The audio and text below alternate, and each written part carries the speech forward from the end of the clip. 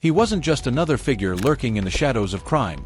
He was a man whose very name could freeze a room. Pablo Escobar was feared for his brutality, respected for his intelligence, and legendary for the sheer force of his ambition. He operated like a strategist in a global war, always several steps ahead, always ready to strike without hesitation. To some, he was a ruthless kingpin. To others, a mastermind unlike anything the criminal world had ever seen. In the 1980s and early 1990s, Escobar didn't just control an empire, he defined one. His influence stretched across borders, industries, governments, and entire communities. He became a symbol of power, violence, corruption, and unimaginable wealth. But the most jaw-dropping stories aren't just about what he did on the streets. They're about the secrets he left behind.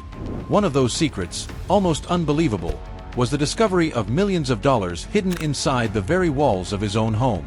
Decades after his death, a relative stumbled upon a stash worth nearly $18 million, wrapped in plastic and stuffed inside a makeshift chamber. Alongside the cash were strange artifacts from Escobar's past, antique devices, a gold pen, and a rotting smell so foul, his nephew said it was 100 times worse than anything dead. And here's the twist, that wasn't the only hidden treasure ever found. In fact, discoveries like this have convinced many people that homes all over Colombia might still be holding secrets left behind by one of the most powerful criminals of all time. To understand how his hidden vaults and buried fortune became legend, we need to go back to the very beginning. Pablo Emilio Escobar Gaviria was born on December 1, 1949. His family eventually moved to the quiet town of Envigado. Nothing about the place suggested it would raise a future global criminal icon. But even as a young boy, Escobar had a mind wired for opportunity, legal or not. As a teenager, he drifted into small schemes, smuggling electronics, selling fake goods, even stealing gravestones to clean up and resell. These weren't random acts, they were early demonstrations of his growing hunger for power and money. From these petty beginnings, Escobar stepped into something far more dangerous. He entered the world of illicit drug trafficking, a move that would reshape history. As his influence grew, he helped establish what would become the infamous Medellin cartel. This wasn't just a criminal group, it was a multinational shadow corporation. Escobar oversaw every stage of the trade. From the coca fields where the leaves were harvested to the routes used to ship their refined product across borders, he commanded it all. The operation was so vast that at one point, it was estimated to supply up to 80% of the cocaine entering the United States. If anyone had doubts about the scale of his empire, Scarface would have been too small to describe it. By the mid-1980s, Escobar wasn't just wealthy. He was operating on a level beyond comprehension. His cartel had more firepower, influence, and reach than many governments. Money streamed in with such force that counting it became a logistical nightmare. At one point, Escobar reportedly spent $2,500 a month just on rubber bands to hold the cash together. His estimated net worth reached $25 billion. He built grand estates, like the legendary 7,000-acre Hacienda Napoles, which featured private zoos filled with giraffes, hippos, ostriches, zebras, and camels. He wasn't collecting wealth, he was constructing his own world. He also owned multiple luxury homes abroad, including a Miami mansion that today would cost nearly $16 million. Every property he purchased was a monument to his power. But with great wealth came an unexpected challenge. The world's banks weren't exactly eager to store billions in dirty money. Escobar's fortune became so massive that he quite literally didn't know where to put it anymore. Swiss accounts were used until they couldn't handle the flow. Then he began sealing bundles of cash in barrels, burying them on remote land, and hiding them inside the walls of properties he owned. Floors, ceilings, gardens, even the foundations of buildings were used as hiding places. Much of this money, according to his own accountants, wasn't just hidden, it was forgotten. We're not praising him, but it's rare to hear someone complain about having more money than they can store.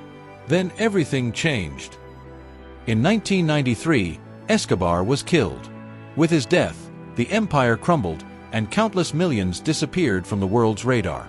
Investigators believed a huge portion of his wealth had simply evaporated, swallowed by the earth, lost behind walls, or destroyed over time. But then, the stories began. Nicolas Escobar, Pablo's nephew, made headlines when he discovered nearly $18 million hidden behind the walls of his own home, a home Pablo once used. Nicholas claimed he had a strange vision that pushed him to break open the wall. He had grown up assisting his uncle, witnessing the chaos, violence, and constant movement of money that defined the family empire. So the idea of hidden stashes wasn't far-fetched. But nothing prepared him for what he found: stacks of aged cash, old satellite phones, typewriters, secret notes, and an undeveloped roll of film, all tucked away in a crude chamber that had been sealed shut for decades. And the smell. Nicholas said it was nearly unbearable, as if everything inside had been preserved in a toxic vacuum. Even crazier is what Pablo's brother, Roberto Escobar, later revealed: that the majority of Pablo's fortune was never recovered. Not even close. According to his estimates, massive chunks of wealth remain hidden in unknown locations. Roberto described the use of caletas, secret storage rooms built into walls or underground, each capable of holding up to $5 million. These vaults were scattered across multiple countries: Colombia, Panama, Mexico, and even the United States. And over time, more discoveries continued to surface. In 1989, workers unearthed plastic barrels holding 4 million pounds. In 1990, another 25 million pounds plus 150 kilograms of gold were recovered. In 2009, 5 million pounds turned up in a remote jungle area Escobar once ruled. In 2015, a Colombian farmer named José Cartalos hit an unbelievable jackpot: 450 million pounds buried beneath land he was preparing for palm farming. After that discovery, farming probably became his second favorite job. Despite these findings, officials estimate that only around 75 million pounds of Escobar's money has ever officially been recovered. Experts believe a sum at least 10 times greater, if not more, is still buried, hidden, or rotting away somewhere unknown.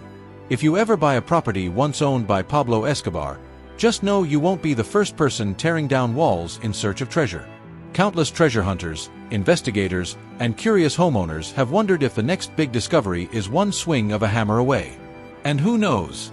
Maybe your own house has a secret you'll never expect. Hidden compartments, false panels, locked floors. If Escobar hid millions behind ordinary walls, imagine what could be forgotten in other homes around the world. As for following a vision like Nicholas had, well, we won't recommend that method. If his intuition is truly that sharp, he could probably locate Atlantis, win the lottery, or find every missing treasure on Earth. But the idea remains: somewhere out there, unimaginable wealth might still be buried, sealed off, or lost in time, waiting for someone to uncover it. Thanks for watching this incredible journey through one of history's most shocking legacies. If you enjoyed exploring the unbelievable world of Pablo Escobar, make sure to hit like and subscribe so you never miss more stories about the world's most powerful, wealthy, and mysterious figures. Stay tuned, the next story might be even more unbelievable.